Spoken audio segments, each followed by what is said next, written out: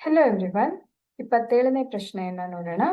-5,7 ಮತ್ತು -1,3 ಬಿಂದುಗಳ ನಡುವಿನ ದೂರವನ್ನು ದೂರ ಸೂತ್ರ ಉಪಯೋಗಿಸಿ ಕಂಡುಹಿಡಿಯಿರಿ. ಸೊ ನಾವಿಲ್ಲಿ ದೂರ ಸೂತ್ರವನ್ನ ಬಳಸಿದ್ರೆ d ಸಮ ವರ್ಗಮೂಲ x2 - x1 square plus y2 - y1 square ಅಂತ ಆಗತ್ತೆ. ಸೊ ಅದು x2 ಬೆಲೆ -1 ಹಾಗೆ x1 ಬೆಲೆ -5.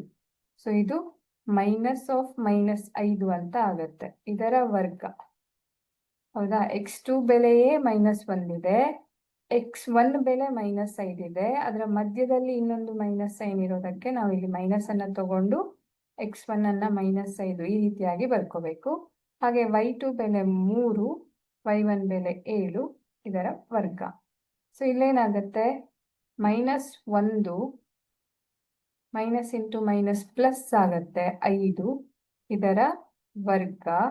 ಹಾಗೆ ಇದು 3 - 7ರ ವರ್ಗ. ಇದರ ಮೇಲ್ಗಡೆಗೆ ಒಂದು ವರ್ಗ ಮೂಲ ಇರುತ್ತೆ. ಸೊ ಇಲ್ಲೇನಾಯ್ತು, -1 + 5 ಅಂತ ಅಂದ್ರೆ 4ರ ವರ್ಗ, 7 - 3 ಅಂತ ಅಂದ್ರೇನು ಸಹ 4ರ ವರ್ಗ ಅನ್ನೋದನ್ನ ನಾವಿಲ್ಲಿ ನೋಡಬಹುದು. ಸೊ ಇದು 4ರ ವರ್ಗ 16, ಹಾಗೇನೆ ಇದು 4ರ ವರ್ಗ 16. ಇದು -4ರ ವರ್ಗ ಆಗಿರುತ್ತೆ, ಬಟ್ ನಮ್ಗೆ ಅದರಿಂದನೂ ಸಿಗೋದು +16 ಆಗಿರುತ್ತೆ.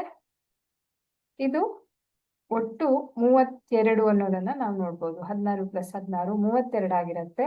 ಇದನ್ನ ನಾವು ಹೀಗೂ ಬರಿಬಹುದು, 16 × 2 ಅಂತ ಬರೆದ್ರೆ 16 × 2 32.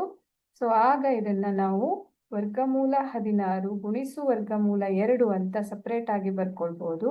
ವರ್ಗಮೂಲ 16ರ ಬೆಲೆ 4. ಸೊ ಇದು 4 ವರ್ಗಮೂಲ 2 ಮಾನಗಳು ಅಂತಾನು ನಾವು ತಗೊಳ್ಬಹುದು ಇದನ್ನ.